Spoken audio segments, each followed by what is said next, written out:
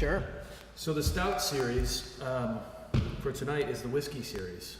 We're here at the Adirondack Distillery with Jordan Karp. Bourbon series. The bourbon series. So, and that actually raises a good point, Jordan. To me, it's like an endless debate, and I don't know the answer. What's the difference between bourbon and just whiskey in general? Okay. Or other whiskeys? Well, bourbon is a kind of whiskey, so it's under a general category of whiskey.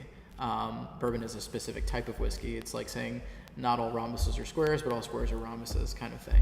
So bourbon is an American spirit, has to be made in America. Most people will think that bourbon has to be made in Kentucky or Tennessee. We hear that rumor all the time here at the distillery, but that's not true. Bourbon is an American spirit. It has to be made of at least 51% corn. Ours is 100% local corn. And the most important point about bourbon is it has to be aged in a new charred white American oak barrel. So the barrel can only be used once.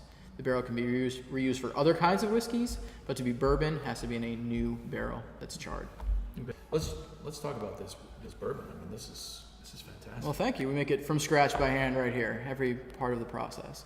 From mashing in our mash tun to distilling to proofing and aging, it's all done right here by hand, which some days is great and sometimes is get a little bit of pain in your back. Is there any aging like requirements for bourbon, or how long do you age this? This is aged because we use a small barrel in about 4.5 months, but there's no sort of egg timer that goes off. You have to taste it, which is a really fun part of the process. I see that's a rough job. Yeah, it's better than digging ditches is what I tell people. So I have a few canisters upstairs of what we like in terms of aging, in terms of what it should be at 10 days and 20 days and so on. So we have to taste every few days to make sure it's progressing the way we want, and then it gets to a point and we argue about whether it's done or not. And there are some differing opinions sometimes, but we come to a consensus. And how do you keep tell like when a batch?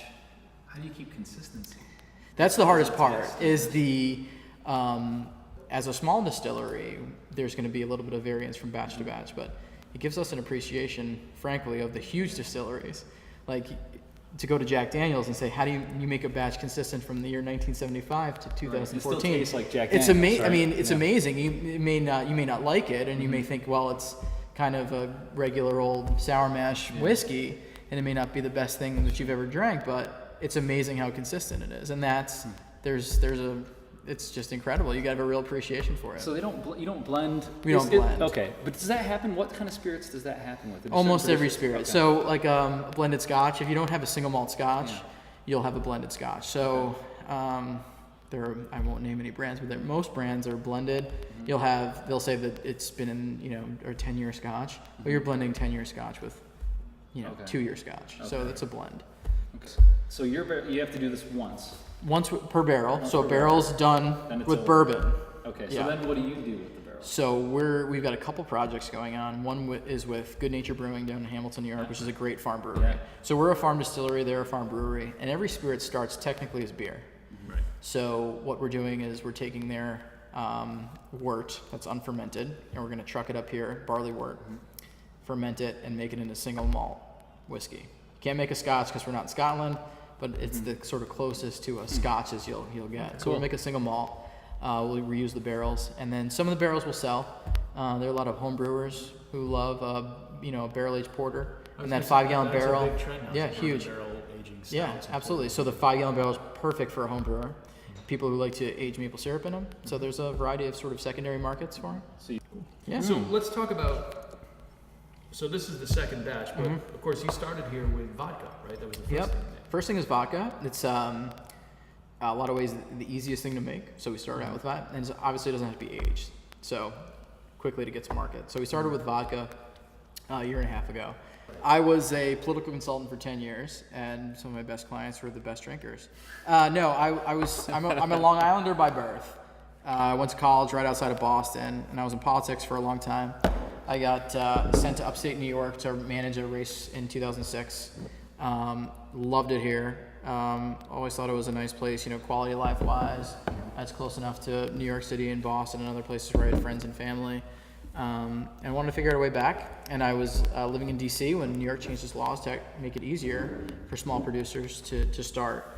And so I was sitting at my desk one night drinking a vodka and was angry at a client, and I emailed a friend of mine up here and I said, what do you think about making booze? And he wrote back and he said, that's a terrible, terrible idea. There might have been a couple expletives in there, but the longer we talked about it, we kept asking ourselves, well, why couldn't we do it? And I went back to school. I went to Cornell Distillation School. I went to whiskey school. So this is all while I have another job. And so from concept to opening, it was about 3.5 years, including a year and a little over a year to renovate this building. Vodka was invented so you wouldn't get a hangover, actually. It was to keep you warm in the winter. And so they figured out, I think it was the Poles, although if you ask a Russian, they would say they invented vodka. But I think it was the Poles really that did. And they would distill it to such a high proof that it wouldn't give you a hangover. Now, that sort of changed over time in terms of materials.